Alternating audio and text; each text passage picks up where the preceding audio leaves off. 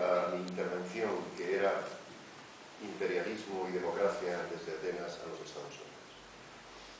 Yo siempre he creído y confío que al cabo de esta charla pueda no convenceros, pero sí al menos haceros dudar de que el mundo antiguo y el mundo de hoy es prácticamente lo mismo.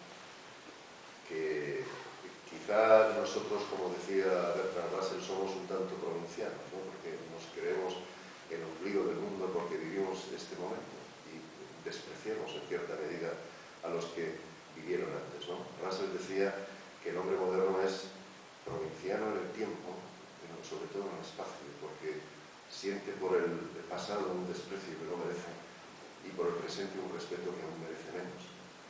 Y tendemos a creer que los antiguos eran como personas, seres infradotados que no acababan de entender las cosas tal como son. Esto es simple y llanamente mentira, ¿no? Y hoy voy a leer algunos textos de un historiador griego que vivió hace 2500 años, es decir, lo que voy a leer tiene 2500 años de historia, y sin embargo es fácil, o será fácil seguro, que entendáis que esto podría haberse escrito ayer, o quizá haberse escrito mañana, ni siquiera hoy, ¿no? Porque el análisis que Tucídides, que es como se llama este historiador, hace del fenómeno político, que no es otra cosa que el intento de los seres humanos por intentar convivir unos con otros, el análisis que hace es perfectamente aplicable a nuestra época, y sobre todo teniendo en cuenta que en su ciudad natal, en Atenas, se intentó un sistema de convivencia en torno al cual seguimos dando vueltas, ¿no? Este sistema que llamamos democracia, en griego democracia, ¿no? En español. Yo, cuando estudio el mundo antiguo, y esto me ocurre desde siempre, siempre he pensado que si el mundo antiguo tenía algún interés, era porque me podía servir para entender mejor el mundo de hoy. Yo siempre he creído que si no hacemos esa conexión, si no intentamos entender la historia no como algo, como una especie de cuento que se cuenta de gente que murió hace siglos, sino de gente que vivió igual que nosotros. No que murió, sino que vivió igual que nosotros y con frecuencia vivió más que nosotros y reflexionó más que nosotros. Porque a ellos les tocó entender el mundo en el que estamos. Y imaginaos lo difícil que es darse cuenta que la Tierra no es el centro del universo. Que cuando el Sol sale por el este y se pone por el oeste, en realidad somos nosotros los que nos movemos. De hecho, no lo hemos asumido todavía, seguimos diciendo que el Sol sale y el Sol se pone, somos nosotros los que nos movemos, no el Sol, ¿no? Nuestro lenguaje todavía no ha asimilado eso. En el siglo IV a.C. hubo ya gente que se planteó que realmente podía ser que nos estuviéramos moviendo y no nos diéramos cuenta. Esto es realmente difícil, sin aparatos, es difícil sin tecnología, porque choca con el sentido común, ¿no?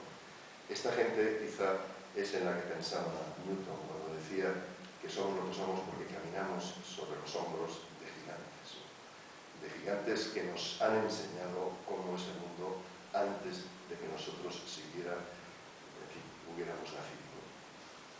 Este enfoque puede darse desde cualquier punto de vista, desde el punto de vista de la ciencia, desde el punto de vista de la filosofía, desde el punto de vista de la historia. Y algunas veces yo he dicho, lo repetía esta mañana, que si pudiera coger la máquina del tiempo y viajar hacia atrás, con la persona con la que me gustaría hablar un buen rato, ¿no? Probablemente en la colina de la Pnyx, al lado de la Acrópolis, no de Atenas, sería con Tucídides. Con este historiador que decía cosas en el siglo V a.C., como que la historia evoluciona independientemente de la voluntad de sus protagonistas, es decir, de nosotros. Que no son los dioses, que no es el destino, que somos nosotros, los que sin darnos cuenta vamos abriendo un camino del que ni siquiera somos capaces de percibir ni los primeros pasos, ni las consecuencias que tienen nuestros actos, etc., ¿no? Tucídides vivió la guerra que enfrentó a Atenas y a Esparta.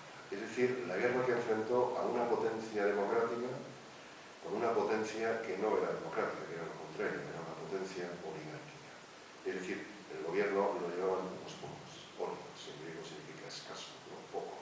La oligarquía es el poder de unos pocos. La democracia es el poder del demos, ¿no? Del pueblo. A lo largo de esa guerra sucedieron una serie de cosas, entre otras, que en el momento debieron ser verdaderamente dramáticas para Tucídides, que fue desterrado de Atenas, pero cuando fue desterrado tuvo tiempo de ponerse a escribir y de ponerse a reflexionar sobre lo que estaba pasando con Atenas y con la democracia ateniense. ¿Y qué es lo que estaba pasando? Vosotros no sé si lo sabéis, pero cuando hablo de democracia en Atenas hablo de una democracia real a la que naturalmente tenían acceso los ciudadanos. En el mundo antiguo no se habla de personas, es decir, de individuos, se habla de ciudadanos, que son los que tienen derecho en términos generales, derechos civiles, derechos de cualquier tipo. Atenas, teniendo eso en cuenta, era una democracia radical. Es decir, gobernaba la asamblea del pueblo.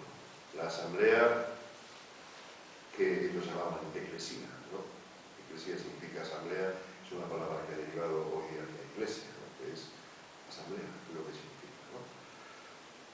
Los cargos públicos, por supuesto, no eran elegidos en elecciones. Se entendía que los cargos públicos debían ser elegidos entre los ciudadanos, pero no en un sistema de elección, sino en un sistema de sorteo.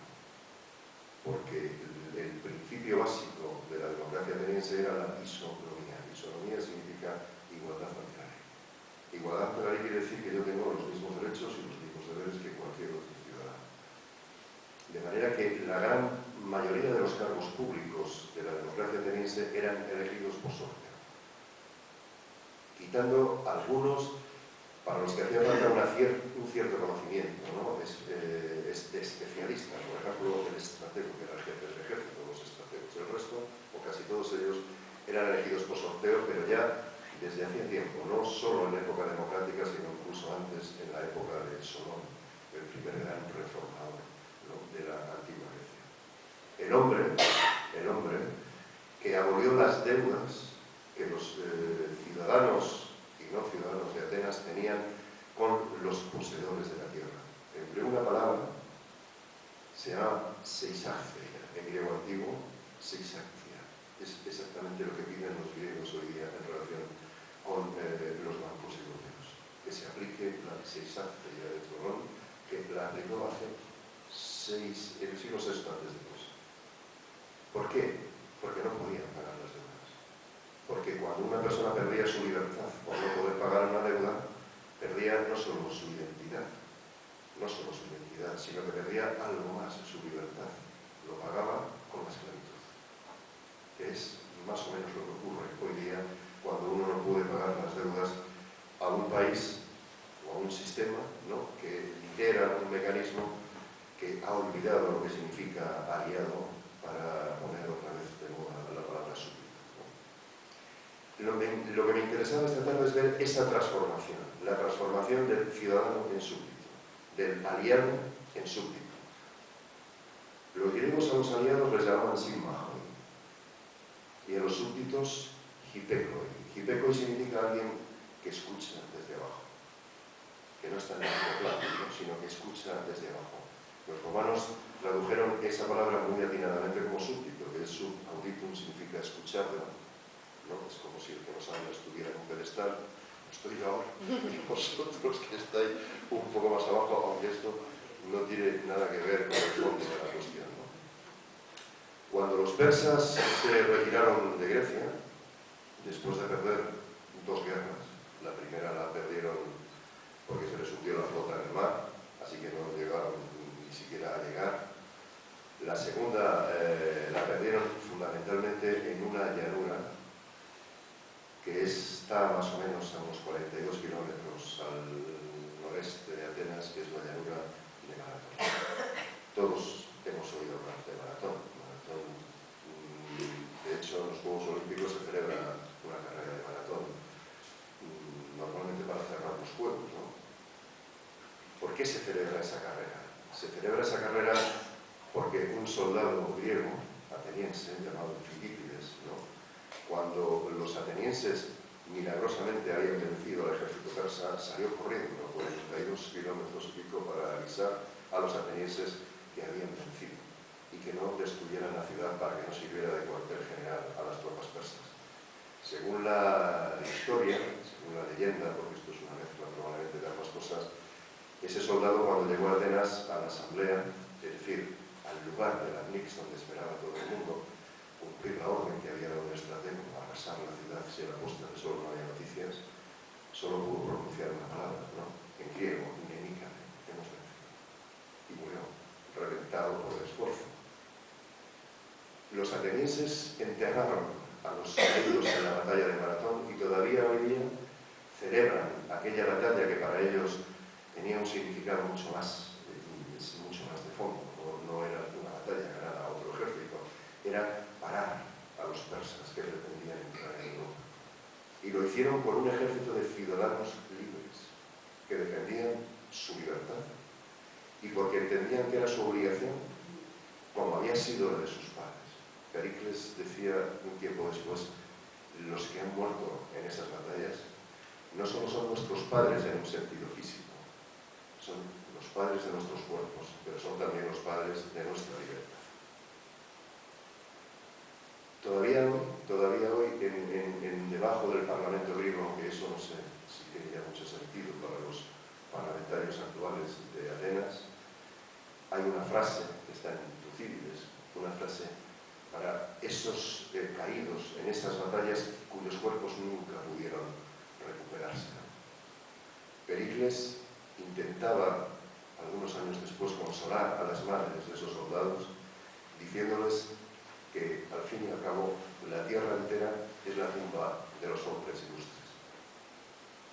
Daba igual que estuvieran enterrados en la llanura de Maratón o que estuvieran enterrados en cualquier otro sitio. Toda la tierra es la tumba de un hombre arazos, o sea, de un hombre valiente, de un hombre ilustre, de un hombre honrado, ¿no? Da lo mismo donde esté enterrado. Así que hubo una época, esa época después de esa batalla de Maratón, en la que en Atenas entró una especie de optimismo.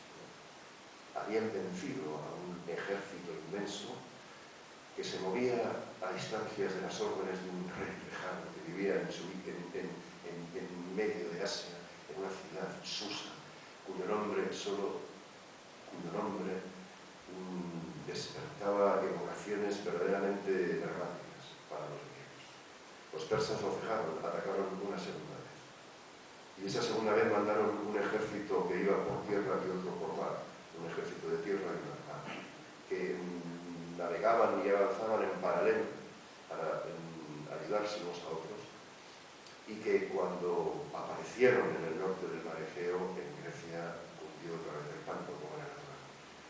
Atenas se dispuso, esta vez con la ayuda de Esparta, la gran ciudad del sur, a defenderse de los persas.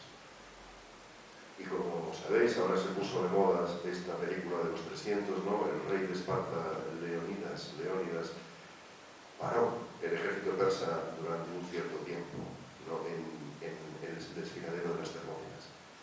En el lugar donde murieron había una inscripción que hizo un poeta ateniense, Simónides.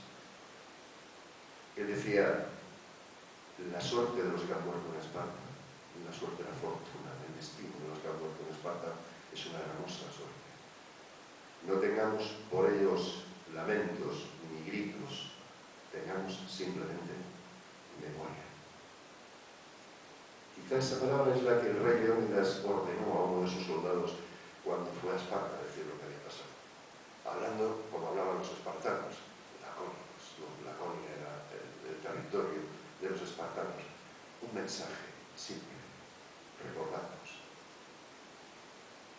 que cuando la gente pase por allí viendo la estatua de Leónidas, sepa por qué Leónidas hizo lo que hizo. Que no era solo una cosa heroica de parar un ejército, es que aquí se jugaba mucho más que eso. La flota persa poco después fue destruida en la batalla de Salamina, una batalla naval que ganaron los atenienses, y lo que quedó del ejército de tierra fue aniquilado por todo el ejército confederado de la mayor parte de los estados griegos en Platea. Bien, después de esto, es natural que los griegos fueran optimistas. Parecía que la Edad de Oro, es decir, el futuro espléndido, estaba justamente delante, no detrás. La Edad de Oro siempre tendemos a situarla en el pasado.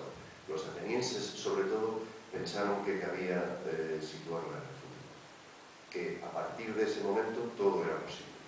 Que con la educación, decían, da igual que un padre tenga hijos que no son tan buenos en tal o cual aspecto como él, como su padre. La educación puede cambiarlos. Con la educación podemos cambiar el mundo, ¿no? Esto es algo que está realmente en los textos de Platón. Hubo un momento de optimismo y Atenas organizó una confederación de estados griegos para defenderse de los persas, lo que ellos llamaron la Confederación Marítima Ático-Bélica. Es decir, una confederación entre aliados que reconocían la hegemonía de Atenas, pero entre aliados. ¿Qué pasó? ¿Qué pasó para que esa alianza no entre aliados se transformara en un imperio gobernado por una potencia hegemónica, Atenas, y con un gobierno verdaderamente duro sobre esos antiguos aliados que se transformaron en súbditos? Yo creo que lo que pasó es lo que está pasando. Es decir, es un ciclo más, ¿no?, de la historia. Vamos a ver algún texto de Tucídides que nos cuenta por qué pudo pasar esto. ¿Por qué pudo pasar esto? Voy a leer directamente, no voy a...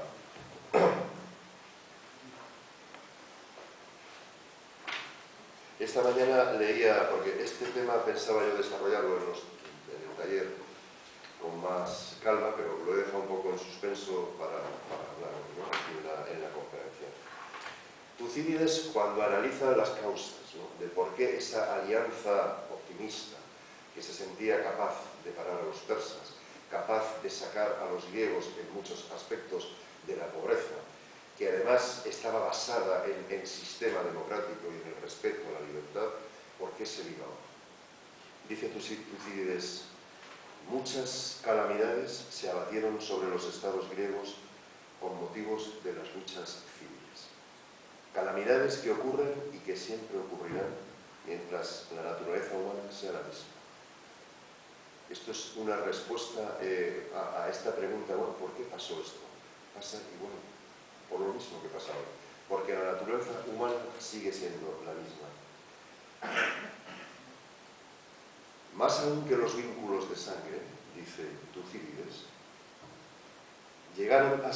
los vínculos de sangre llegaron a ser más débiles que los vínculos del partido político, debido a la mejor disposición de los miembros de los partidos en relación con audacias sin reservas. Porque estas asociaciones, los partidos políticos, no se constituían de acuerdo con las leyes establecidas, sino con vistas al beneficio personal y no al público.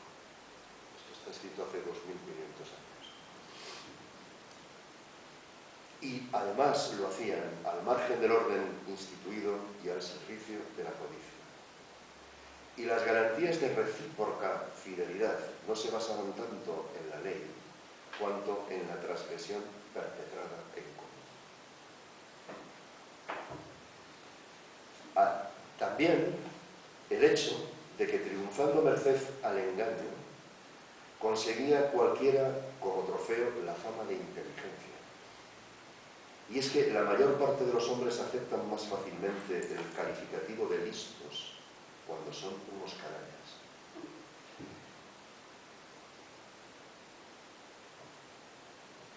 Me he perdido un momentito. Aceptan más fácilmente el calificativo de listos cuando son unos canallas que el de cándidos cuando son hombres de bien. De esto se avergüenzan, mientras que de aquello se enorgullecen. La causa de todos estos males siempre fue el deseo de poder inspirado por la codicia y la ambición. Yo creo que si esto lo analizáramos o lo aplicáramos a lo que está pasando en relación, por ejemplo, con la Unión Europea, cada uno de los presentes podríamos sacar ciertas circunstancias parecidas, ¿no? Como una alianza hecha, en principio, ¿no?, de cara al futuro, de cara a la esperanza, se convierte realmente en una regla, ¿no?, en algo en el que una potencia hegemónica dicta leyes que los demás aceptan como súbditos. Pero normalmente estas cosas no quedan así. Estas cosas no quedan así. Normalmente, cuando la historia pone en marcha estos mecanismos, ¿no?, cuando por ejemplo, pasa lo que ha pasado estos días en Chipre, cuando un mecanismo de intervención hace que personas que han ahorrado un dinero que tienen en su banco lo pierdan parte de él para pagar una deuda que ellos no han generado, las cosas, desgraciadamente, a veces no quedan en eso, sino que se sigue dando pasos más pasos en ese sentido, ¿no? En Atenas, los atenienses iniciaron a partir,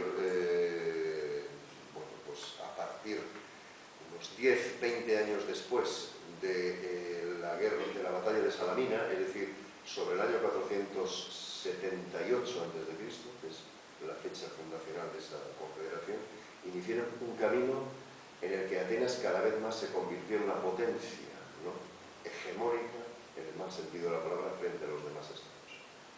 Y eso les llevó no solo a tratar como súbditos a los demás, sino a impedir que ninguno pudiera salirse del sistema milenario. Pericles decía, la confederación marítima es un hecho irreversible. A mí me suena esto en relación con una moneda, el euro. No, el euro es un hecho irreversible, nadie puede salirse de él. Posiblemente es cierto, pero basta que uno diga que una cosa es irreversible para que al final no solo sea irreversible, sino sea perfectamente reversible, ¿no? El argumento es, no se puede salir de esta alianza, has entrado, no puedes salir. ¿Y por qué no puedo salir?, dicen los aliados. ¿Por qué no? No hay una razón. ¿Por qué no? Porque si sales es un desastre. Claro, estos aliados pagan un impuesto a Atenas. Ese impuesto se llama foros. Los aliados al principio, cuando la confederación se pone en marcha, cuando la confederación se crea, lo que hacen es decir, yo aporto naves y esas naves sirven para que la flota aliada los defienda de los persas. En un momento dado Atenas tiene tantas naves que les dice, no me mandéis naves, mandadme dinero. Es decir, ya no quiero un tributo en especie, quiero un tributo económico. Es decir, un instrumento, ¿no?, un instrumento claramente propio de un imperio, ¿no?, y no de una alianza. Foros se llamó ese impuesto. De hecho, el tesoro de esa asociación, de esa confederación, es decir, cuando digo tesoro, el banco, por entendernos, no estaba en Atenas, estaba en Delos. En un momento dado, Pericles, sin ningún tipo de prejuicio, dijo, bien, cojamos ese banco, cojamos esas reservas y llevémoslo a Atenas. Mientras yo te defienda de los persas, no me preguntes dónde tengo el dinero, ¿no?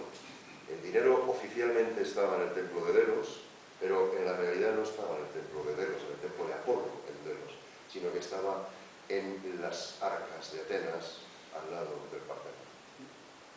Es decir, bueno, yo podría, y luego seguro que en el rato que estaremos hablando, podríamos decir, ¿y dónde está en realidad la reserva ahora mismo, ¿no?, de dinero europeo? ¿En el Banco Central Europeo o en el Bundesbank? Es decir, el Bundesbank es el banco alemán, no es el Banco Central Alemán, no el Banco Central Europeo. Lo digo simplemente para que lo tengáis en la cabeza, ¿no? El dinero se saca de Delos, y se lleva a Atenas. Y en un momento dado ya se produce una situación en la que realmente todo sale a relucir.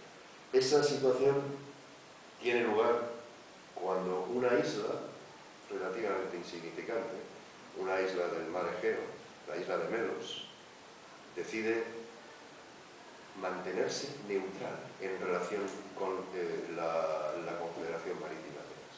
Neutral. No quiere formar parte de la Confederación. Bien, Tucídides nos cuenta aproximadamente lo que pasó. Lo que pasó fue que Atenas en un momento dado, envía una embajada a la isla de Melios. Una embajada para tratar de hacer entrar en razón a los melios en el sentido de que no pueden enfrentarse con Atenas. ¿Por qué? Bien. Tucídides lo escribe en forma de diálogo, porque los atenienses le piden a los melios que esto no se haga delante de la asamblea. Es curioso, ¿no?, que una potencia democrática le pida a la otra que el acuerdo no se haga delante de la gente, sino en privado. Así que eso se convierte en un diálogo, por eso Tucídides lo presenta como un diálogo. No se somete a votación en la asamblea de Melios. Es verdad que luego sí se somete cuando los atenienses se van, pero el diálogo no es público. Sin embargo, Tucídides insiste en reproducir realmente lo que ocurre. Y dice, ante esa propuesta de los atenienses de discutir lo que hay que hacer, dicen los melios, la oportunidad de explicarnos mutuamente nuestros puntos de vista no merece reproche. Pero la realidad de la guerra, algo que ya está aquí y que no pertenece al futuro, sino al presente, parece estar en desacuerdo con esta propuesta que nos hacéis. La flota de Atenas estaba al lado de la isla de Melios. Vemos, en efecto, que vosotros habéis venido como jueces de lo que aquí se diga y que a nosotros el fin del debate nos traerá con toda probabilidad el siguiente resultado. Si logramos imponernos en el campo del derecho y por ello no cedemos, nuestra recompensa será la guerra. Y si nos dejamos convencer por vosotros, nuestra recompensa será la esclavitud. Esto dicen los melios en la primera intervención con los atenienses. En un momento dado, los atenienses les dicen, no entendéis los términos en los que se plantea este tratado. Se trata más bien de alcanzar lo posible de acuerdo con lo que unos y otros verdaderamente sentimos. Porque vosotros habéis aprendido, igual que lo sabemos nosotros, que en las cuestiones humanas las razones del derecho intervienen cuando se parte de la igualdad de fuerzas. Mientras que en caso contrario, los más fuertes determinan lo posible y los débiles lo aceptan. Esto les dicen los atenienses a los melios. Claro, los melios continúan, ¿y cómo puede resultar útil para nosotros convertirnos en vuestros esclavos? Del mismo modo que para vosotros lo es ejercer ese dominio. Y los atenienses contestan, porque vosotros en vez de sufrir los males más terribles, seríais súbditos nuestros y nosotros, al no destruirlos, saldríamos ganando, de manera que los dos ganamos. Finalmente, los melios siguieron intentando convencer a los atenienses de que era moralmente inaceptable el planteamiento de la fuerza. Yo soy más fuerte que tú, por tanto tú me obedeces. Y los atenienses, en un momento dado, les dicen, bien, no haríais, leo lo anterior, si vosotros, dicen los melios, corréis un peligro enorme para no ser desposeídos de vuestro imperio, y también lo afrontan aquellos que ya son esclavos vuestros a fin de liberarse, para nosotros que todavía somos libres, sería ciertamente una gran vileza y cobardía no recurrir a cualquier medio antes que soportar la esclavitud.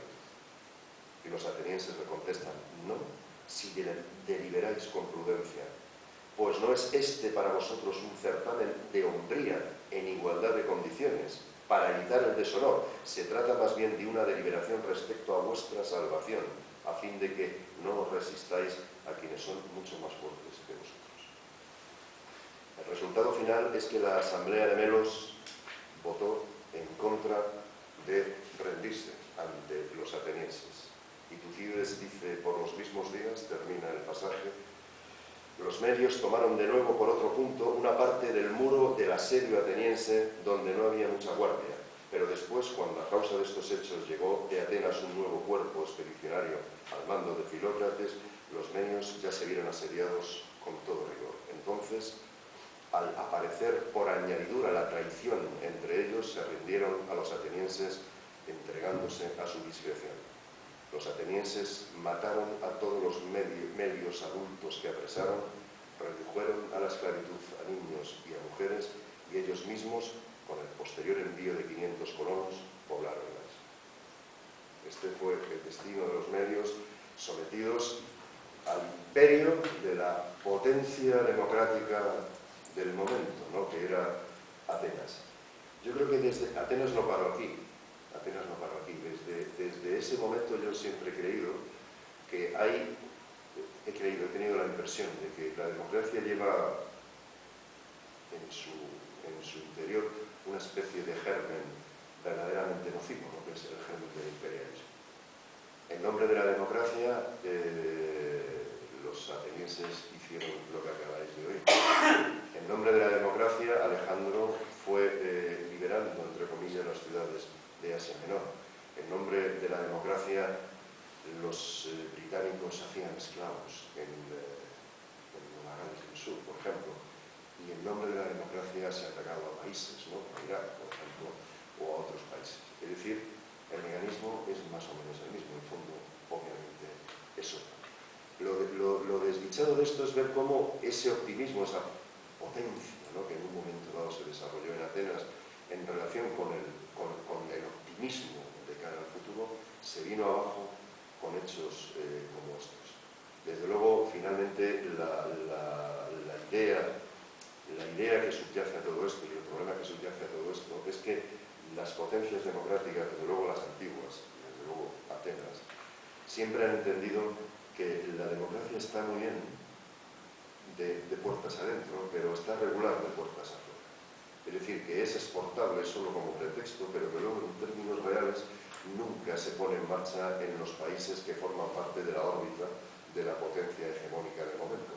En relación con Roma, esto era evidente. Los romanos, desde luego, los romanos eran gente bastante práctica, ¿no?, así que no se andaban por las ramas, como los atenienses, ¿no?, cuando decían vamos a aplicar la ley romana y alguien decía es que la ley es la romana, no la nuestra. Los romanos decían es que es la única ley y por lo tanto la única ley que existe es la de Roma y no puedes oponerte a esa ley. Luego, evidentemente, los romanos hacían otras cosas, ¿no?, quiero decir que no solo conquistaban, no solo agredían, luego administraban.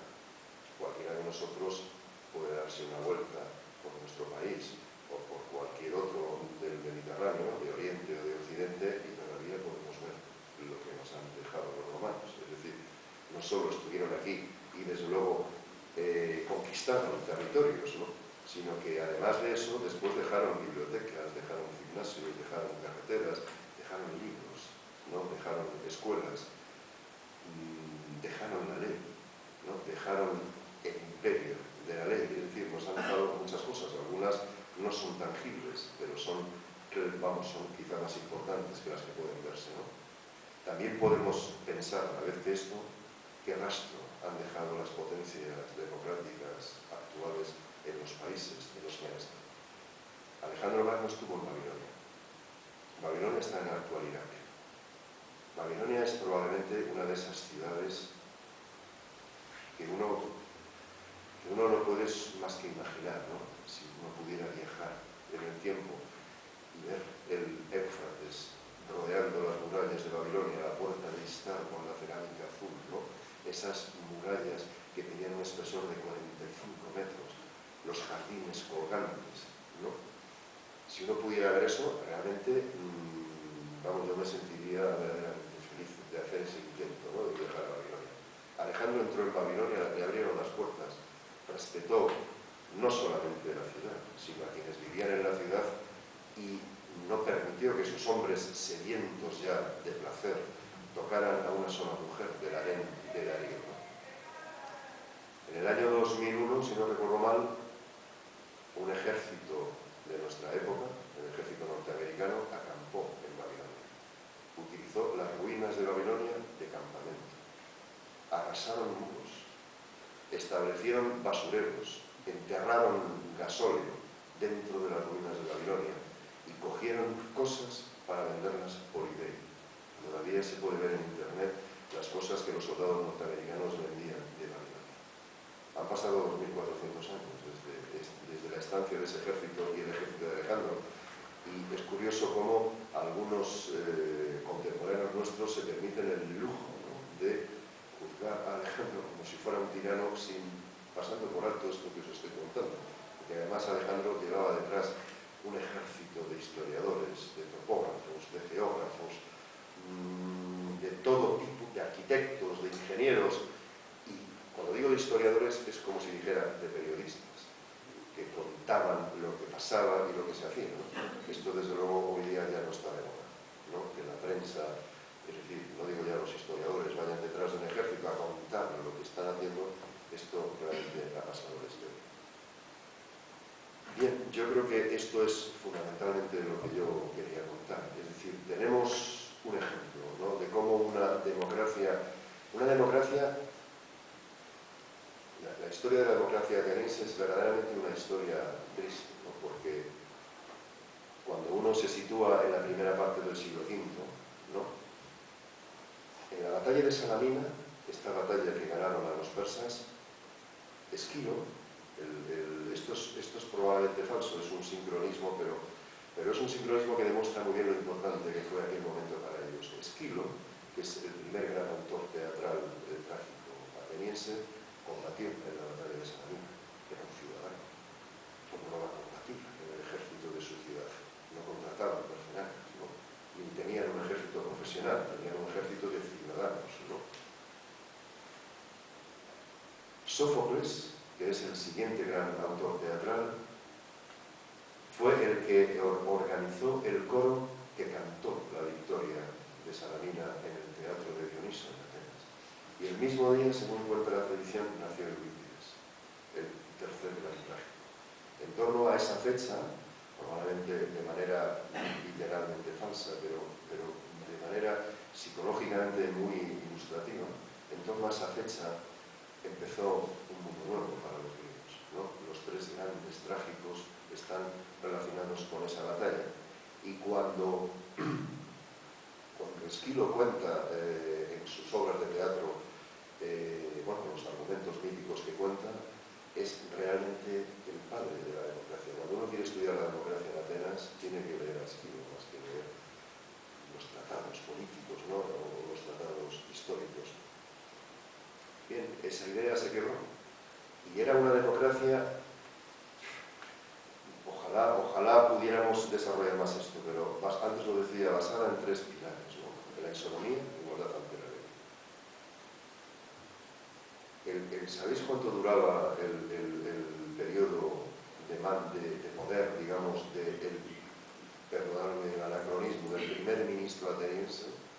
Es el que los atenienses llamaban el archon de Epistates, el arconte Epistates, es decir, el que está por encima de todos, un día. Y no un año, ni dos, un día. ¿Por qué? Por dos razones. Una, sobre todo, para que todo ateniense pudiera ser alguna vez en su vida el jefe del Estado, de su ciudad, de su Estado. Y porque además el máximo representante de la democracia ateniense no debía mandar mucho más, por si acaso. Supongo que también sabéis que esa democracia basada en la isonomía estableció un mecanismo según el cual los cargos públicos duraban un año improrrogable. Solamente los cargos relacionados con el ejército, los estrategos, etc., podían ser renovados año tras otro, como pasó con Pericles, ¿no? Pero no se podía estar en el poder, en Roma tampoco, más de un año, solo excepcionalmente. Y cuando uno dejaba el poder, rendía cuentas ante la asamblea. Mejor dicho, ante la Bulé, que era el consejo de la asamblea. Rendía cuentas. Por supuesto, si alguien pretendía ejercer un cargo público más de un tiempo que ellos consideraran razonable, que era en torno a un año, corría el riesgo de someterse a un proceso que los atenienses llamaban ostracismo, el ostracismo. Es decir, un mecanismo que intentaba defender de oligarquías la democracia ateniense. Cualquier sospechoso de quererse perpetuar en el poder era sometido a esa votación. Si la votación mayoritaria decía que era digno de ser ostracizado, debía abandonar de Atenas un periodo entre 5 y 10 años, en los que podía reflexionar acerca de la contingencia del poder político. Cuando los ciudadanos romanos, no muchos años después, prácticamente, esto que os estoy contando del inicio de la democracia ateniense es el siglo V a.C. Esta mañana contaba a los alumnos del taller que en el año 495, es decir, a principios del siglo V, en Roma sucedió una cosa que a mí me admira realmente. Mira que es una cosa que he estudiado con tiempo, con calma, me sigue admirando. En un momento dado, la plebe romana, plebe es una palabra latina, plebs, que deriva a su vez de una griega, plebis, que significa multitud. Cuando los plebeyos, es decir, la multitud, llegó a Roma, sin formar parte de ninguna de las estructuras gentilicias de Roma, naturalmente fue utilizada por los romanos que ya estaban allí, los patricios, los miembros de las gentes. Una gens, un grupo de gente que tiene un antepasado común, una gens. Les decía ellos también la gente grana, ¿no? Es la misma palabra y el mismo sentimiento, ¿no? Es decir, no hay un vínculo así muy específico, pero hay un vínculo en relación con algo, un antepasado ilustre, ¿no? En el caso del ejemplo que pongo ahora, yo que sé, Julio, el hijo de Eneas, en el caso de la gens Julia Romana. Bien. Cuando los plebeyos se hartaron, ¿no?, de la utilización que los patricios hacían, no solo de su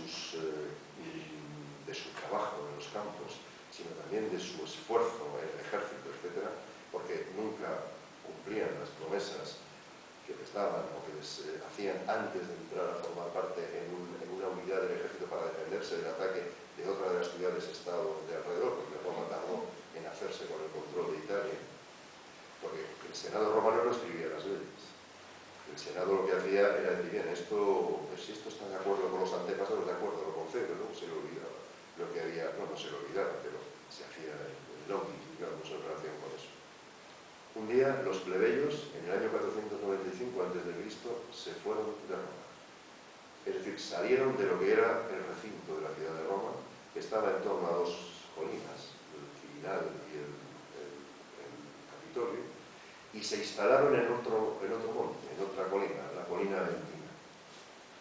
Hicieron una cosa verdaderamente increíble. Crearon un estado plebeyo.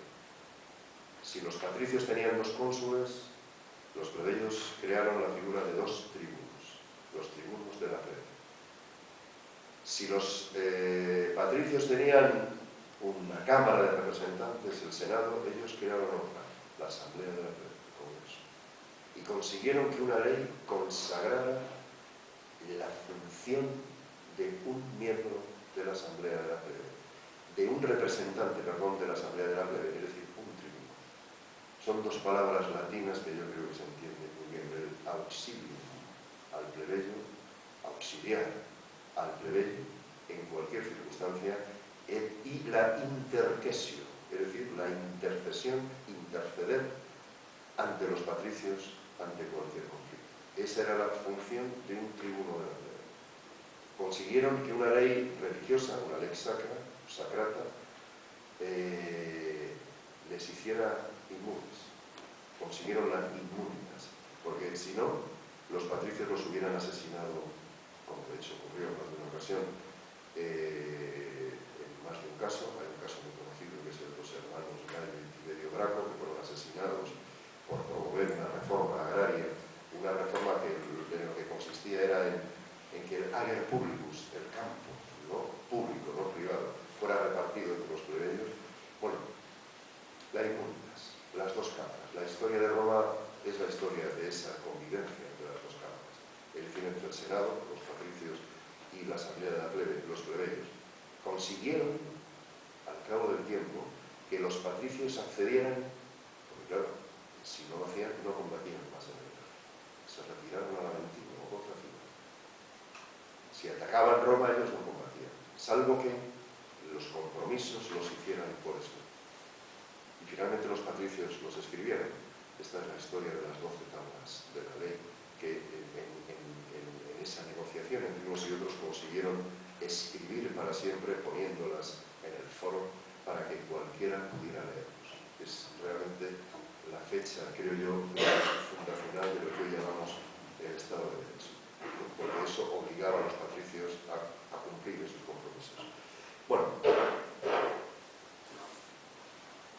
quiero terminar simplemente diciendo que después de lo que nosotros hemos estado, de lo que yo les he estado contando en relación con Atenas, hubo una persona que cambió realmente la historia, ¿no? Esa persona es la que estamos hablando en el Borja, que es Alejandro Magno.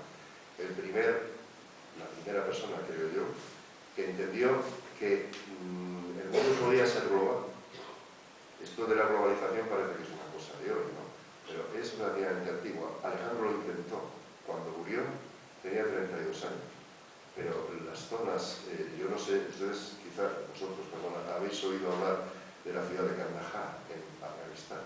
Kandahar viene de Sikhan, que es Alejandro. Y fue una ciudad fundada por Alejandro.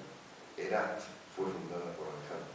No digamos ya la Alejandría de Egipto, ¿no? Que es la ciudad en la que su cuerpo descansó durante al menos 200 años antes de que su rastro se perdiera de todas las fuentes de la historia.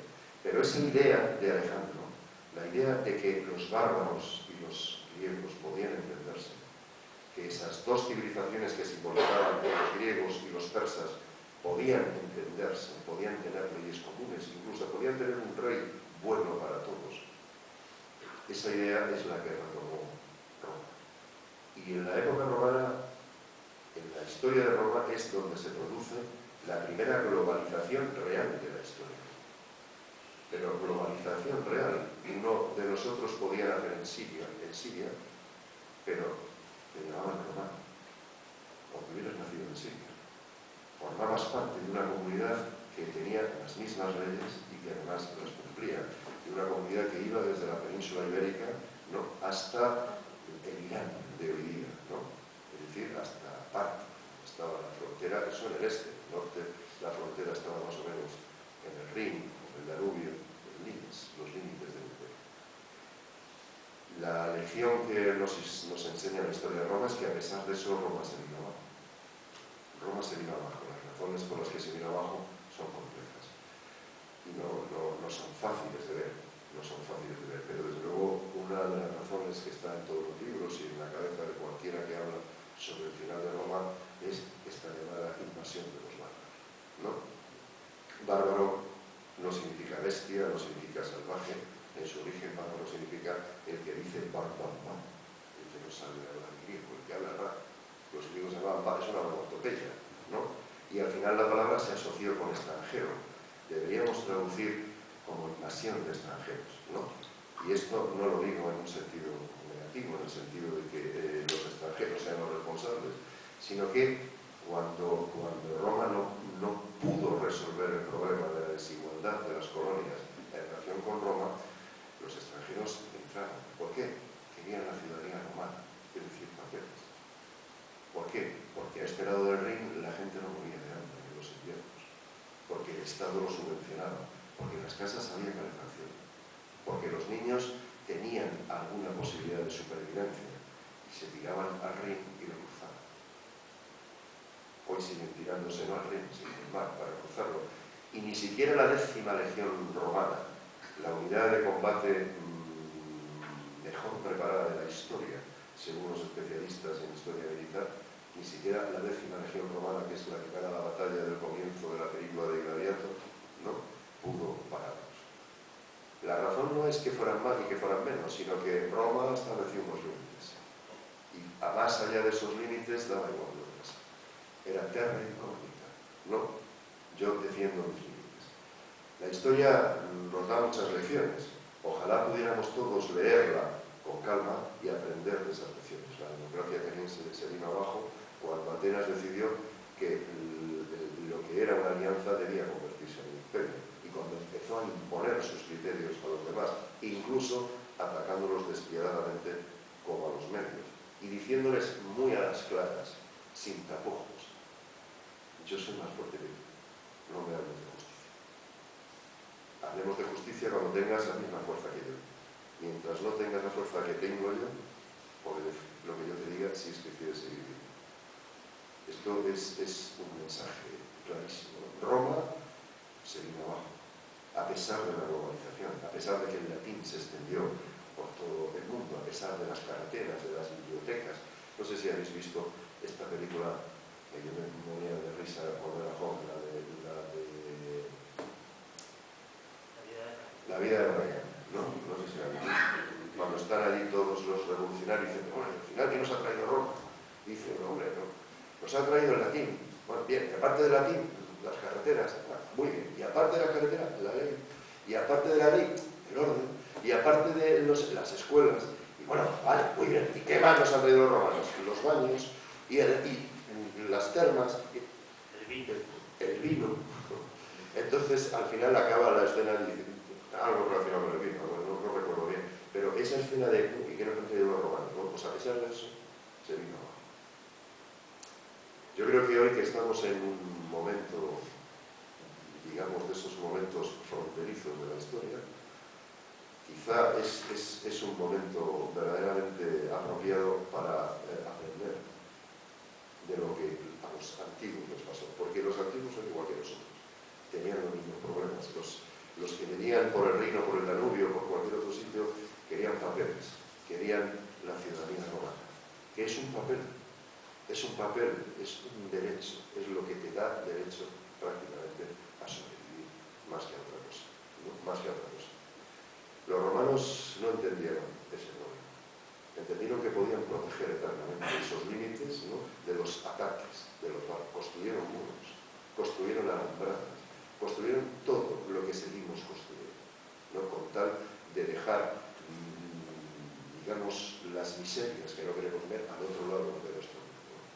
Bueno, quizá, si alguna vez tenemos la oportunidad, cada vez es más difícil, ¿no?, de poder explicar estas cosas, de poder desarrollarlas, de poder hablar de ellas con nuestros alumnos, es decir, con los jóvenes, que son al fin y al cabo los que habrán de cuidar de nuestro mundo, ¿no?, a corto plazo.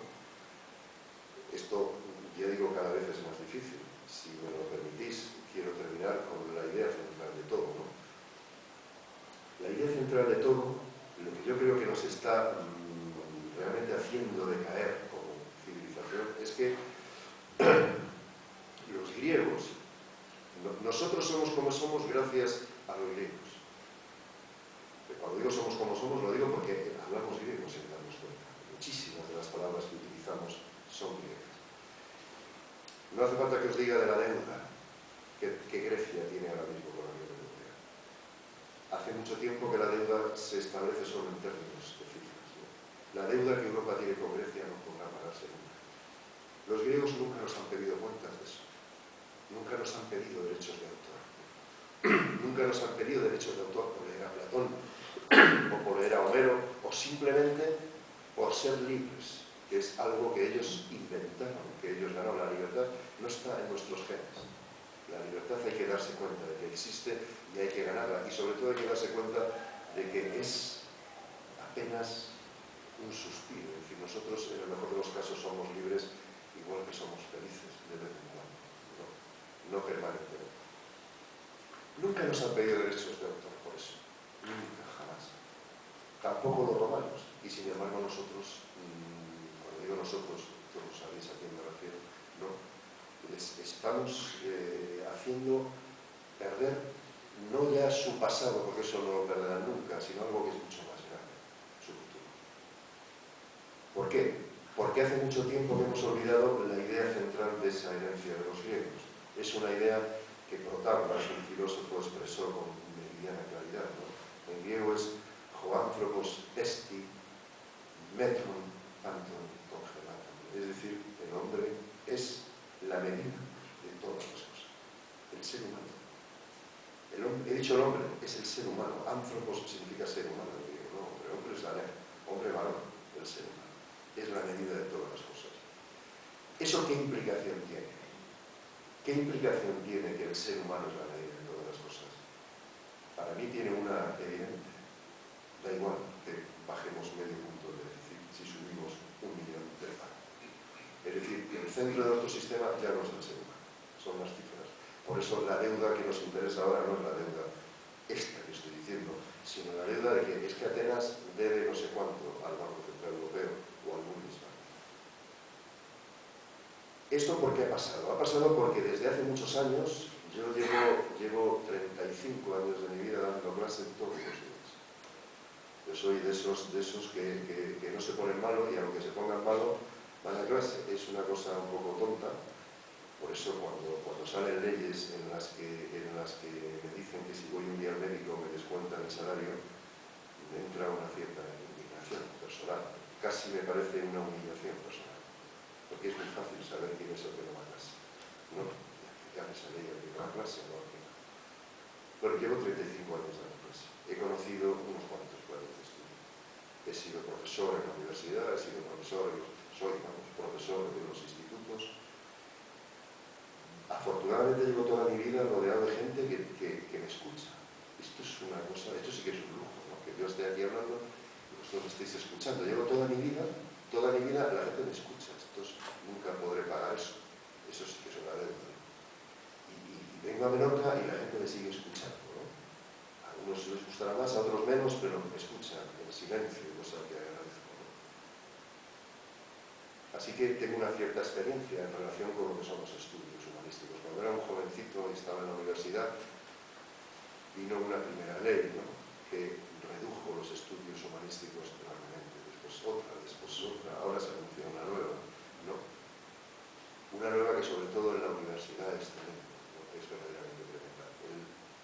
Un día me decía un alto cargo, ¿no?, de una consejería de educación de la Comunidad de Madrid, me decía ya enfadado, ¿no?, después de la discusión que habíamos tenido, me dice: mire, Subirón, estudiar a Platón es un lujo que no nos podemos perder. Con estas palabras os doy mi palabra de honor, ¿no? Yo no puedo contestar a ese argumento. O sea, no me siento capaz de enfrentarme a alguien que dice que estudiar a Platón es un lujo. Claro que es un lujo. Por eso nos vamos más seguro. Claro que es un lujo en un mundo como este. Pero estas cosas se pagan. La palabra humanismo, ya termino, es una palabra latina, humanitas, que Cicerón acuñó traduciendo el ideal de la cultura griega, la filantropía, el amor por el ser humano. Los romanos aceptaron esa filosofía. Esa filosofía es la que está en el centro de lo que los griegos llaman la paideia, es decir, la educación de los niños, ¿no? Y cuando Cicerón y buena parte de la clase dirigente romana asume, ¿no?, estos postulados de la antigua Grecia, Cicerón, que sabía hablar griego perfectamente, lo traduce al latín con una de esas palabras hermosas, ¿no?, que están en el centro de toda una civilización: humanitas. Humanitas es lo que traduce la filantropía del griego, ¿no?, el amor por el ser humano. Y en torno a esa humanitas se establece un sistema educativo basado en lo que Cicerón llamaba las artes liberales. O sea, las artes que hacen al hombre libre. La literatura, la filosofía, la retórica. Las que hacen que cuando uno acaba su formación como estudiante, entienda que el ser humano es el centro del sistema. Y que si perdemos ese punto de vista y desplazamos al ser humano y ponemos cualquier otra cosa, sea la que sea, en el centro del sistema, estamos atacando la línea de flotación de lo que nos ha hecho ser lo que somos, de la ideología que nos hizo superar la Segunda Guerra Mundial. El humanismo, de una parte, el humanismo cristiano y la socialdemocracia, es decir, el humanismo cristiano que intentaba superar las ideas fascistas y la socialdemocracia que intentaba superar las ideas comunistas estalinistas, ¿no? El ser humano en el centro. Los socialdemócratas en sus estatutos fundacionales decían: aceptamos las leyes del mercado, ¿no?, capitalista, en un sentido literal, capitalista, no peyorativo, a cambio de que el Estado proteja hasta el último de sus ciudadanos. Y eso nos ha hecho ser lo que somos, ser Europa. Me cuesta muchísimo trabajo ver sin emocionarme, pero es algo que si no lo habéis visto, me gustaría que lo vierais en YouTube. El concierto que da Claudio Abbado, el director que fue de la Filarmónica de Viena, una persona verdaderamente admirable, en Italia, con Berlusconi viendo el concierto, cuando el coro ataca el Nabucco, que es realmente el himno de Italia, ¿no?, mi patria, sol, guerrilla, etcétera, que es cuando los judíos salen de Babilonia, y de repente se ponen a llorar, se callan, y Claudio Abbado interrumpe el concierto y se vuelve, y dice lo que dice, que es lo que está en YouTube, ¿no? Cuando dice, si olvidamos esto de lo que estamos hablando, Italia verdaderamente será mi patria sola y perdida, ¿no? Porque estamos perdiendo esa referencia, ¿no? La referencia de la filantropía del ser humano, las humanidades, ¿no? Las humanidades, ¿qué son las humanidades? Estas nuevas humanidades descafeinadas, como yo digo, ¿no?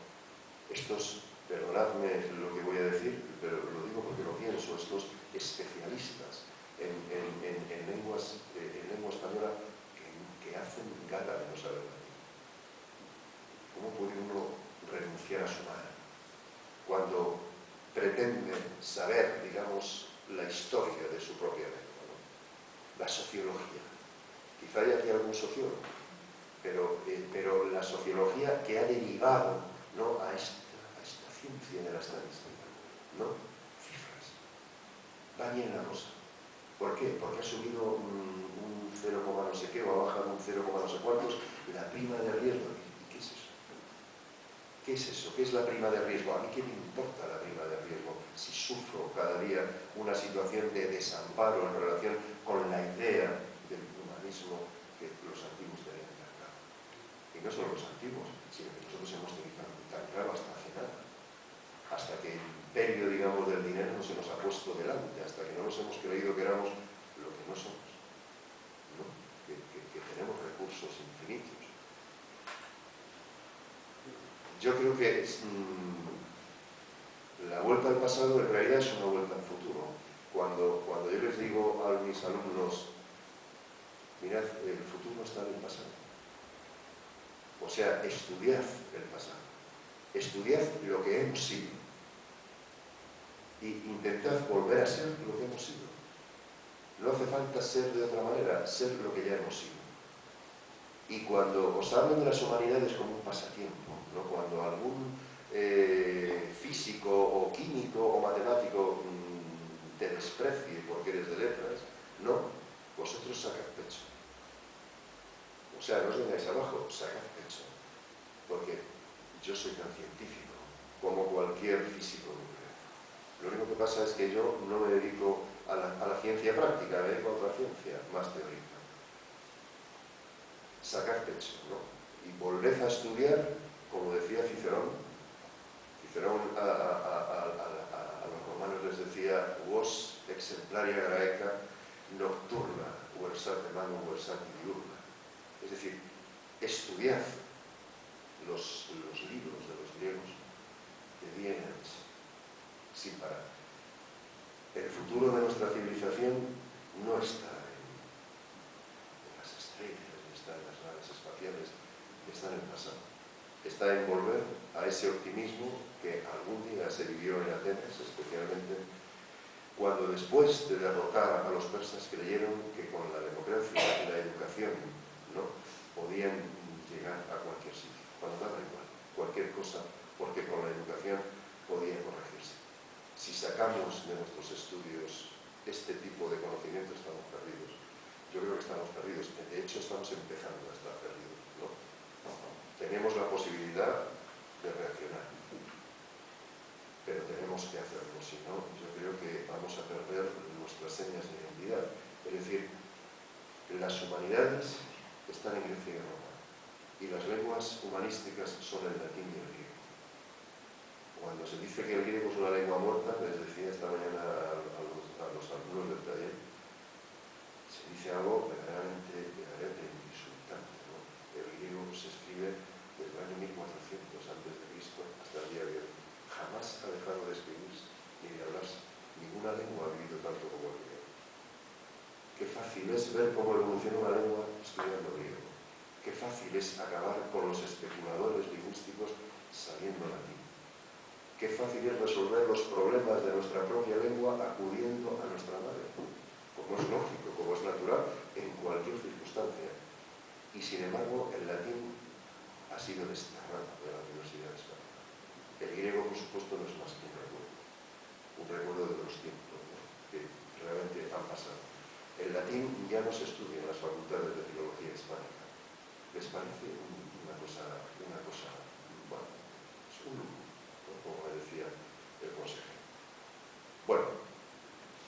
Yo quiero terminar ya y agradeceros de corazón la atención con la que me habéis escuchado.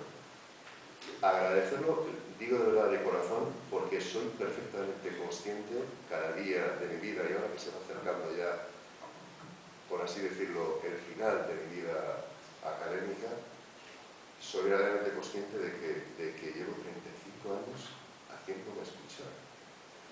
Esto realmente no hay quien lo pague, o sea, no hay quien lo pague. Y cuando veo que alguien me escucha con atención, con interés, esté de acuerdo o no con lo que estoy diciendo, realmente me siento un privilegiado.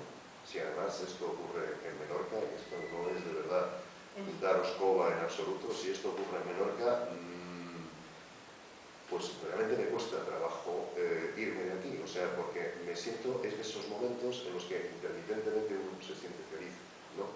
Igual, como decía antes, se siente libre. Así que, de verdad, muchísimas gracias por haberme escuchado y por haberme permitido decir estas extravagancias que acabo de decir en relación con el pasado y con el presente. Muchas gracias.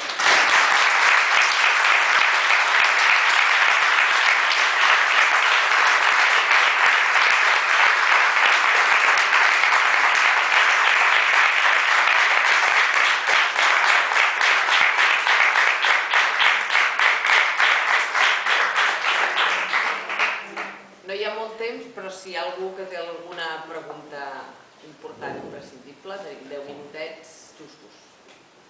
Importante o no importante, no sé. Dime. Por lo que usted ha dicho, se puede decir que entramos quizá en una nueva edad media, con todo lo que se propone. Yo no quiero llegar a tanto, sobre todo porque yo soy de los que creen que la edad media no es tan mala como se ve. No, sí, pero entiendo la pregunta. Es decir que, por ejemplo, es verdad que las catedrales de la Edad Media están ahí y es difícil sustraerse a su belleza, ¿no? Pero para mí lo más importante de la Edad Media es que es por primera vez que esas catedrales se hacen con hombres libres, no con esclavos. Es la primera vez que se habla de los derechos del hombre, no del ciudadano. Esto a mí me parece decisivo en la historia humana. Pero, desde luego, haciendo esa pequeña precisión, yo no sé si volvemos a la Edad Media, pero yo soy también de los que creen que hoy vivimos mejor que se ha vivido nunca. Es decir, que cuando uno añora el pasado es porque no lo conoce.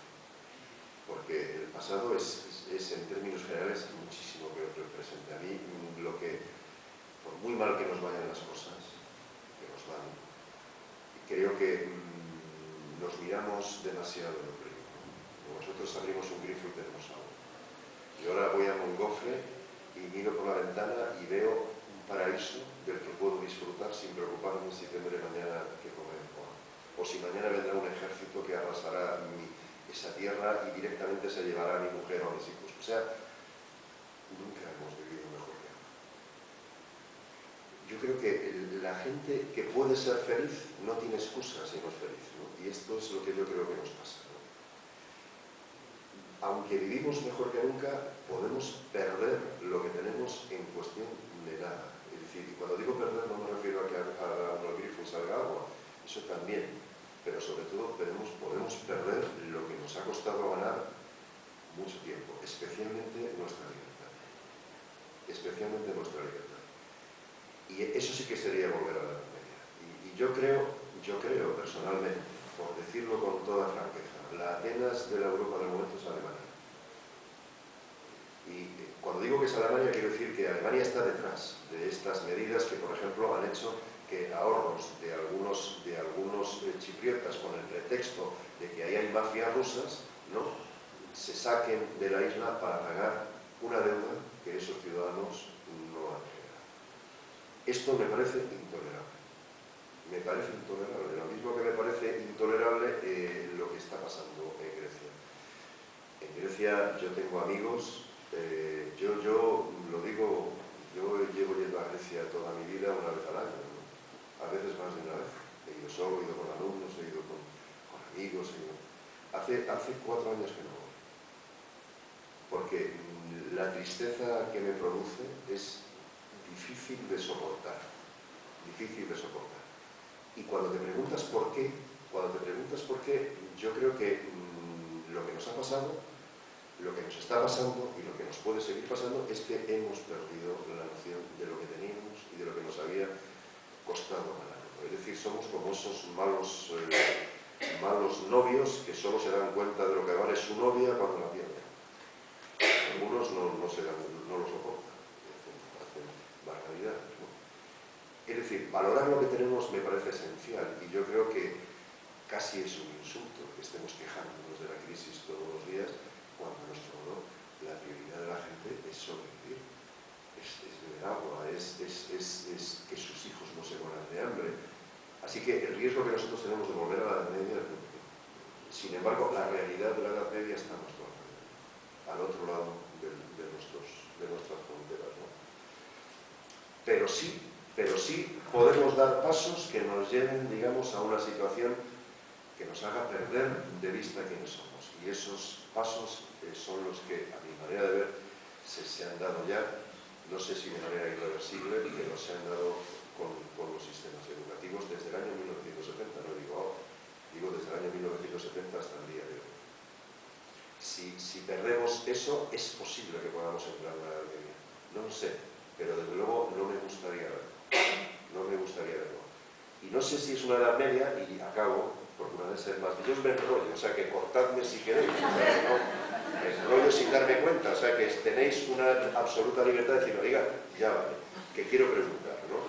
Pero por terminar esta idea, ¿por qué no sé yo si hay una Edad Media? Ni yo ni nadie, creo yo. Porque la historia es... Murray, un inglés, decía que la historia es un conglomerado heredado. Es decir, una idea vieja está ahí y llega una idea nueva, pero jamás la sustituye. Se conglomeran con la vieja. Porque si las ideas nuevas sustituyeran a las viejas, todo sería bien fácil y sobre todo sería muy fácil de prever. Pero cuando una idea vieja se conglomera con una nueva, el resultado es una cosa imposible de prever. Porque la historia es un conglomerado. El conglomerado heredado. Eso decía Murray. Otro sabio inglés que admiro profundamente, Dodds, decía que la historia es como un caballo sobre el cual cabalgamos. Cuando nos acostumbramos a cabalgar sobre el caballo, le perdemos el respeto. Y creemos que hará lo que le pidamos, sea lo que sea. Y cuando llega la hora de saltar el abismo, a ese caballo que no le hemos dado bien de comer, que no le hemos cuidado bien, le pedimos que salte y entonces rehúsa y nos descabalga. Y cuando nos caemos del caballo, estamos sin saber qué hacer, porque el caballo se nos va y tenemos otra vez que buscarlo, otra vez la ruta, etcétera, etcétera. Dodds decía, mi esperanza es que alguna vez el caballo y el jinete, es decir, nosotros, en nuestra propia historia, podamos entrar en esa comunión con la que entran a veces los jinetes y sus caballos. De forma que cuando el caballo salte el abismo, nos abracemos a su cuello y volemos con él para superar de una maldita vez, ¿no?, lo que nos impide seguir progresando. Pero el hecho es que no lo hacemos. El hecho es que no lo hacemos. Que no cuidamos al caballo sobre el que cabalgamos. Así que cuando le exigimos que salte, no sale. Y lo tiene fuera. Me gustaría volver a esta relación entre Atenas y la isla de Melos. Sí.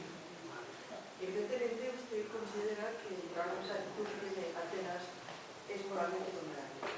Que la actitud que tiene Atenas es condenable. ¿Se podría haber evitado cuando hay una relación de fuerza que esta fuerza se manifieste? ¿Hay formas para controlarlo? Pues la historia nos enseña que no. Sí, hay fuerza. Hay maneras. Sí. Un ejemplo. Ateniense. Antes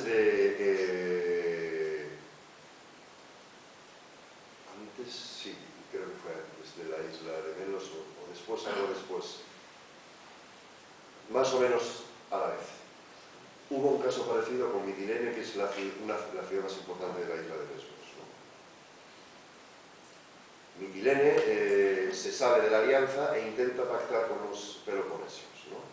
Bueno, cuando llega el mensaje a Atenas, se discute la asamblea se calienta y en caliente toman una decisión. Que la flota parta hacia Mitilene y que haga de Mitilene lo que esclavicen a la gente y se ocupen la isla. Y ahí parte la flota de Atenas.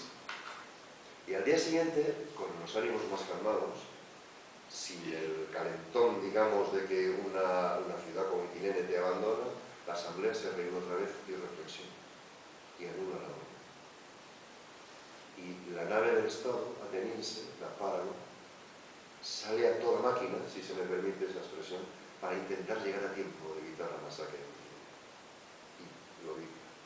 Es decir, la conciencia de que lo que se hacía en Delos era un disparate. ¿Sabes por qué pasa esto? Porque es que esto también es un sino de los sistemas políticos. Desgraciadamente, nosotros tenemos poca memoria. Si ahora estuviera aquí un anciano que nos contara su experiencia de la Segunda Guerra Mundial, probablemente muchos de nuestros jóvenes no lo escucharían. Estas son cosas. Les pasa a otros, ¿no? A nosotros no nos pasa. Hemos nacido en un mundo fiel, ¿no? que nos ha dado todo. Es decir, los que viven determinados horrores están convencidos de que nunca más se repetirán, pero sus hijos no los vivieron y no tienen conciencia de lo que significa. Y los hijos de sus hijos menos. Para usted, la caída de Atenas está inscrita en el comportamiento que tiene con menos... La desgracia de Atenas, la desgracia de Atenas es que Pericles se muere al segundo o tercer año de empezar la guerra del Peloponeso. Y entonces, los que vienen detrás de Pericles no han vivido lo de Pericles, son más jóvenes. Son más jóvenes. Uno se llama Cleón y otro se llama Alcibíades después. Alcibíades está detrás de lo de Delos. Entonces, si Pericles hubiera vivido, claro, esto es, la historia siempre tiene un factor de azar que no nadie puede controlar, ¿no? Pericles se muere y entonces el ala imperialista del partido, por entendernos, de la izquierda ateniense, que es lo que forma Pericles, es el partido de la izquierda que da la orden de Melos y la orden de Mitilene y la orden del ataque a Sicilia, que es el disparate más grande. Permíteme que te tutee, sé que tú no me tuteas a mí, pero tú has estado conmigo en Sicilia y sabes que en el gran puerto de Sicilia, debajo, están todavía las naves atenienses, que fueron hundidas, o sea, prácticamente todas, en el gran puerto de Sicilia, abandonadas, ¿no?, en una expedición de una ciudad democrática contra otra ciudad democrática, Siracusa. ¿Por qué? Por razón puramente imperialista, lo dice Tucídides, la codicia, que no tiene límite. Atenas quería más. Atenas, no. En esto interviene también lo que el ex embajador de Israel en España, Shlomo Ben-Ami, que es una persona a la que admiro enormemente, llamaba la inercia de los dirigentes. El problema de Palestina e Israel, según él, es la inercia de los dirigentes. Si los dirigentes desaparecieran y los palestinos y los judíos pudieran hablar entre ellos, probablemente el problema se solucionaría. Pero hay una inercia inevitable, y esa inercia, en el caso de Atenas, es que cuando muere Pericles, entra Cleón. Y Cleón no tiene no tiene el pozo ético que tiene Pericles. Jamás ha tenido que hacer un discurso para consolar a las madres de los muchachos que han caído en la guerra. Jamás ha tenido que hacer eso. Simplemente aprovecha la oportunidad para meterse en un momento en el que las circunstancias son favorables. Y lleva a Atenas a una situación que al final se hace insostenible. Mi pesimismo. Yo creo que efectivamente a veces cuando dice la frase esa de que los pueblos tienen los dirigentes que se merecen, Sí. usted sabe que Atenas, Alcibíades, le elige el pueblo porque además es un demagogo extraordinario que es muy inteligente, gana las Olimpiadas, que además lo hace con dinero para que de los ciudadanos y estas cosas, los ciudadanos lo vuelven a elegir. No lo eligen. No lo eligen. Lo que hacen con Alcibíades es que Alcibíades es el que organiza la expedición contra Sicilia. Bueno, la organiza. El que convence a la asamblea de que hay que atacar Siracusa. Por razones, por lo que Tucídides llamaba profasis, pretextos. ¿Cuáles son los pretextos? Que están en conflicto con Gela, con Camarina, que son aliados de Atenas, y entonces lo de siempre. Lo que hace Aníbal con Sagunto lo toma como pretexto para atacar Roma en una parte. si me lo permitís os lo cuento, la flota ateniense sale de Atenas. Los atenienses los despiden desde los muros largos. Y hay una sensación dramática en la salida de esa flota. Hay mala conciencia de que se va a hacer algo que probablemente no está bien hecho. Bien, ¿qué hacen la derecha? Alcibiades en la izquierda. ¿Qué hace la derecha? Intenta evitar la expedición. ¿Cómo? Porque el representante de la derecha, me permitís el anacronismo para entendernos, es Nicias. Y Nicias y Alcibiades van los dos en la expedición como comandantes. Nicias se ha opuesto desde el primer momento. Alcibiades ha dicho que para Atenas es decisivo la conquista de Sicilia y el ampliar el arjé, el imperio. Bien. La derecha hace una cosa, es decir, el partido oligárquico hace una cosa que siempre ha sido efectiva en la historia, que es organizar un tinglado religioso contra Alcibiades, que ya tenía fama de irreverente, de que hacía parodias de los misterios en su casa, de que iba a decir una cosa que me decía un día una casera cuando era joven, ¿no? Es una anécdota personal, pero que siempre me viene a la cabeza cuando Alcibiades, ¿no? Una vecina que cuando yo era estudiante bajó al piso que compartía con otros compañeros y me dicen, es que en esta casa, por la noche, se oyen gritos de mujeres desnudas. Es una cosa. Se oyen gritos de mujeres, lo admito, pero de mujeres desnudas. Bueno, pues en la casa de Alcibiades se oían gritos de mujeres desnudas. Es decir, había fiestas de estas... Bueno, entonces, no sé si lo sabéis, pero en Atenas, en determinados puntos de la ciudad y en los caminos, había unas estatuas del dios Hermes, que es el patrón de los caminantes, que son estatuas que fueron reduciéndose poco a poco y que al final eran poco más que un trozo de mármol con un esbozo de rostro, ¿no?, encima y los órganos genitales debajo. Así que se dedicaron durante esa noche con un palo o lo que fuera a partir el pene de las estatuas de los Hermes. Al día siguiente, cuando todo el mundo vio aquello, lo consideró como un sacrilegio y además como un mal presagio de la expedición a Sicilia. El partido oligárquico convocó la asamblea y acusó formalmente a Alcibiades de esa broma de mal gusto. Y la asamblea decide que la Salaminia, en este caso la otra nave del Estado, parta a buscar a Alcibiades y someterlo a juicio a ver de qué va eso de los Hermes. Alcibiades se entera y cuando la flota pasa cerca del Peloponeso, al lado de la isla de Poros, se baja del barco y se pasa a Esparta, el enemigo de Atenas, lo que demuestra, digamos, su talla moral. Pero entonces empieza la tragedia, que es como lo cuenta Tucídides, la expedición queda en manos del que se había puesto a ella, de Nicias, que no quiere ir a Sicilia, y que desde que llega a Sicilia no está más que maniobrando para irse de Sicilia, porque ni quiere estar, ni tiene, digamos, talla como estratega para llevar eso, cosa que Alcibiades sí tenía, ¿no? Y los atenienses, cuando al final se confirma que el desastre de la flota en Sicilia, que el ejército expedicionario queda sin barcos en una isla. Es decir, cuando son capturados y llevados a las canteras de Sicilia, los que vayáis a Siracusa, eso que llaman la oreja de Dioniso, ¿no? Es decir, esas rocas en las que, agujeros de roca donde meten a la gente y a los demás trabajando, ¿no?, en sacar la piedra, en las minas, ¿no?, el teatro de Siracusa es monolítico, está hecho sobre la roca, ¿no? Allí acaban los atenienses. Entonces a los atenienses les dio la idea de que a lo mejor el único que podía resolver el problema era Alcibiades.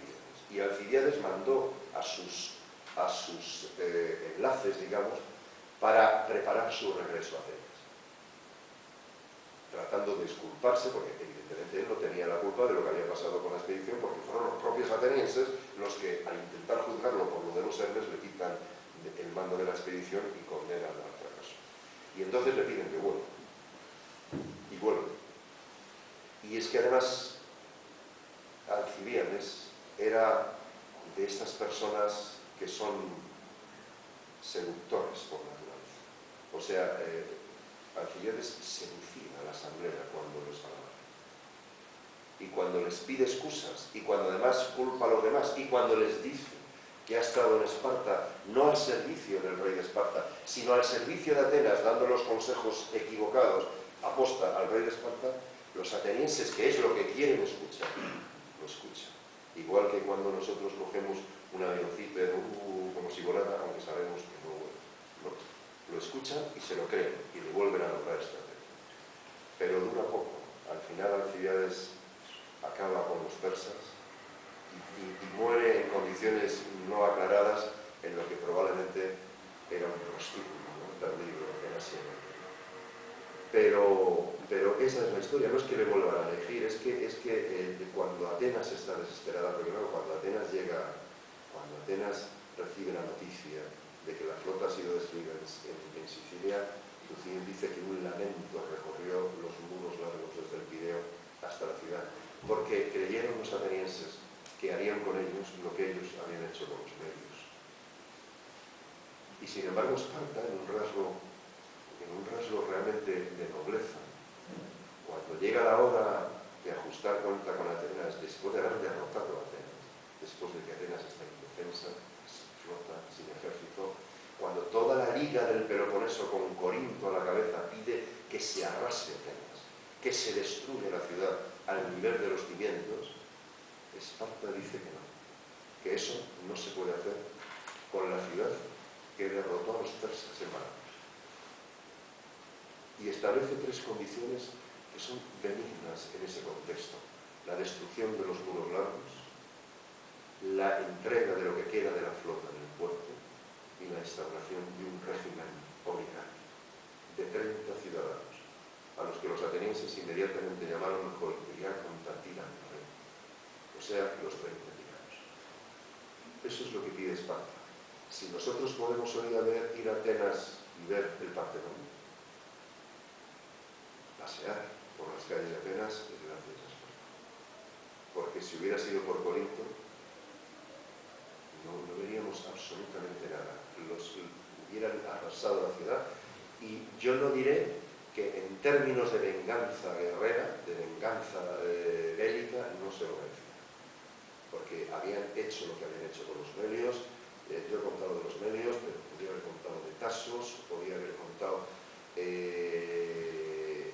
por ejemplo, lo de Egina, la isla de Egina, que está, si habéis estado por allí, está en medio del Golfo Sarónico, se ve desde Atenas. Es una isla bastante paradisíaca, como casi todas las islas estas que se dedican al pistacho y estas cosas, que tiene un templo maravilloso en una colina, el templo de Alfaya, desde el que se ven los días claros la Acrópolis de Atenas y el templo de Poseidón en el Cabo Sumio, el triángulo mágico, ¿no?, de los templos atenienses. Pues en la isla de Egina, a los eginetas, que eran pro peloponesíacos, es decir, pro espartanos, ¿no?, los echaron de la isla porque Felipe les decía que Egina era un borrón en los ojos de Atenas. Y naturalmente, bueno, pues hacen lo que hacían, lo mismo que se sigue haciendo. La política, establecer colonia, echar y vender, como si fuéramos deportar, en una palabra, a los habitantes de Egina. Cuando la noticia de la derrota de Sicilia llega a Atenas, todo el mundo cree es que les van a aplicar la misma medicina y que Atenas va a sufrir lo que ellos han hecho sufrir a los de Egina, lo que han hecho sufrir a los de Melos, en fin, etc. Y sin embargo Esparta, la salvaje Esparta, esa ciudad enemiga, acérrima de Atenas desde todos los puntos de vista, en ese momento hace lo que debe hacer, lo que les dijo su rey Leónidas: recordadlo. Y lo recuerdan lo que Atenas hizo en la guerra contra los persas, y recuerdan Maratón, recuerdan Salamina, y por tanto deciden que la ciudad de Atenas no puede sufrir ese destino, y se conforman con las tres medidas que os había dicho. Así que la conciencia, ¿no?, entre lo que está bien, lo que está mal, en fin, etcétera, claro que se tiene, ¿no?, y que Atenas pudo evitar algunas cosas que hizo, seguro, como os podía haber evitado Inglaterra. Inglaterra no era consciente de que la esclavitud era algo inmoral en el momento en que comerciaba con esclavos, o no era consciente Portugal, o no era consciente España, lo era, pero era un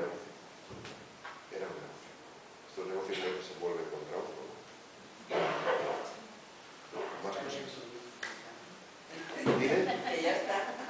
Ya está.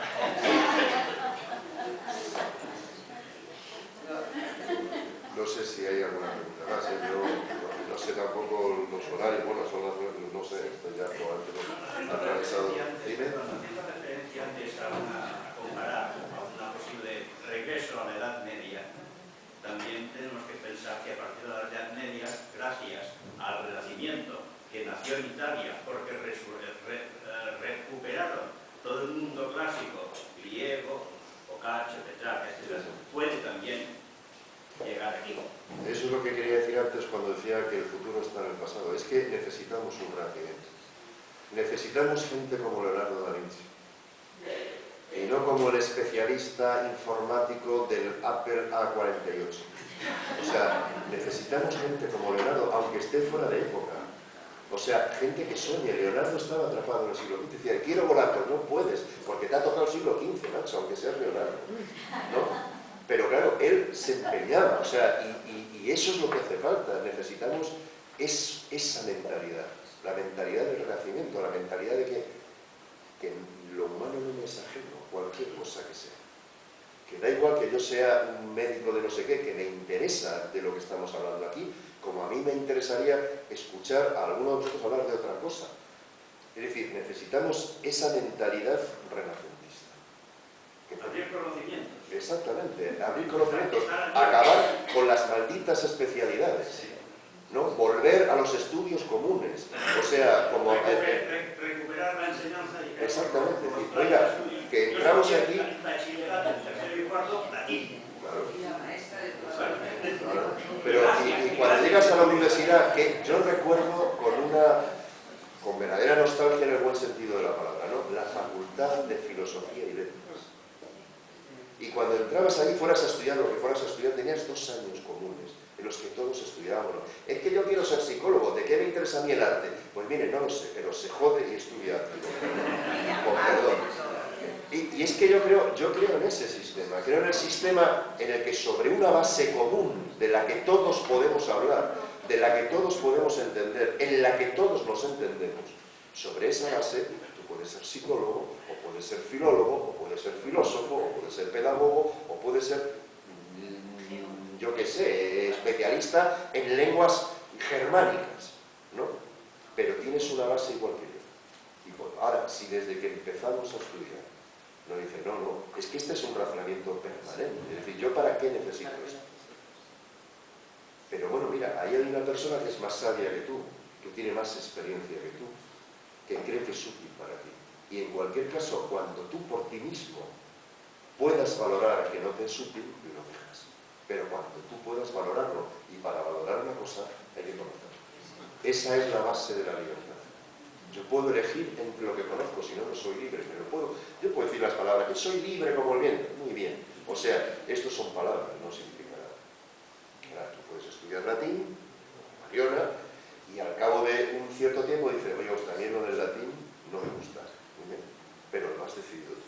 Ahora, eso que de entrada digas, no, el latín no, porque es que el latín, es más fácil otra, es que esto es el fondo de la cuestión. O sea, yo cuando estaba en la Universidad Complutense, en mis primeros años como profesor, de repente vinieron una playa de licenciados en Historia Antigua que me pedían que les diera clase de griego. Clase de griego. Y yo decía, oye, ¿no has tenido tiempo? Claro, ¿cómo se puede ser uno licenciado en Historia Antigua sin saber griego ni latín? Y cuando vas a una excavación y sale una piedra escrita y la mira como la vaca que mira al sol, o sea, quiero decir, te sale una piedra y tienes que llamar al especialista. O sea, y sin embargo, Schliemann eso, es que Schliemann, sí, entró con un bulldozer en Troya, claro, porque era Indiana Jones, más o menos, ¿no? Pero cuando salió una piedra la leía, le daba igual que estuviera en griego, en latín, en egipcio, en árabe, en ruso, en francés, en inglés, en alemán. O sea, escribía su diario con las lenguas de los países por los que viajaba. Y hay quien dice que Schliemann es un ser verdaderamente despreciable. Pero ¿cómo se puede decir ese disparate? Y cuando yo voy por ahí, cuando vas por ahí con gente por estos países, ¿no? del mundo antiguo, ¿no? Y salen las inscripciones, a veces me detengo, entiendo que soy pesado, pero a veces incluso nos reímos, ¿no? Porque cuando Los griegos tenían un sentido del humor a la hora de morirse verdaderamente impresionante, ¿no? Y los epitafios son cualquier cosa menos sublime, ¿no? Hay un epitafio de estos que a mí me encanta, o sea, quizá el que más me gusta, que dice: aquí yace Polemón, ¿no? Murió igual que nació, involuntariamente. Eso es un epitafio, ¿no? O cuando estábamos hace 2 años por ahí perdidos por Anatolia, en un templo de una ciudad que yo no había visto nunca, que la guía no conocía, pero a la que llegamos a Itzalo, ayer le contaba esta anécdota, aparecía un pedrusco, ¿no? que tenía una inscripción en griego, ¿no? Porque el griego era la lengua de todo Oriente, ¿no? Y decía: fulanito de tal, a mí mismo, son mientras estoy vivo. No puede ser que mis hijos ni se acuerden, ¿no? O sea, y eso te lo pierdes. Es decir, que dices: yo soy un arqueólogo y tal y cual, pero ¿cómo que eres un arqueólogo? Y no lees esto.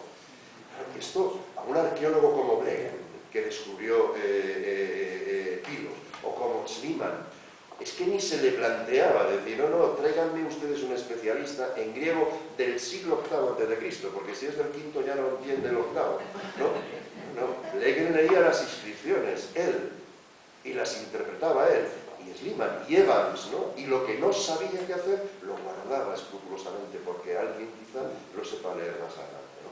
Pues este es el tipo de maestro que yo he hecho en falta. Yo, antes de que me volváis a mandar a callar con toda la razón del mundo, yo, entre las muchas cosas, en alguno de mis libros lo digo, ¿no? O sea, que yo agradezco es que tuve la inmensa suerte de caer en la Universidad Complutense y tener como profesores a una playa de sabios, que abrían la boca y me producían tal respeto que me daba igual. Ustedes se imaginan al profesor Rodríguez Adragos, que le acaban de dar el Premio Nacional de las Letras hace nada, que es mi maestro, diciendo objetivos, procedimientos, actitudes, o sea, Adragos llegaba y se ponía a hablar. Y le daba lo mismo hablar, quiere decir, que empezaba hablando de Grecia y de repente hacía así, y se quedaba 5 minutos mirando al vacío porque acababa de tener una idea.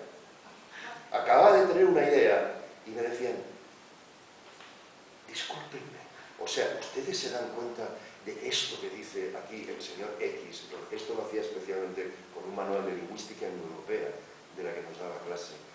Esto es un disparate, decía, un disparate, y tú no te atrevías casi ni a preguntarle, pero estabas deseando que te explicara por qué eso era un disparate. A mí me importaba un pepino la programación, me importaban un pepino los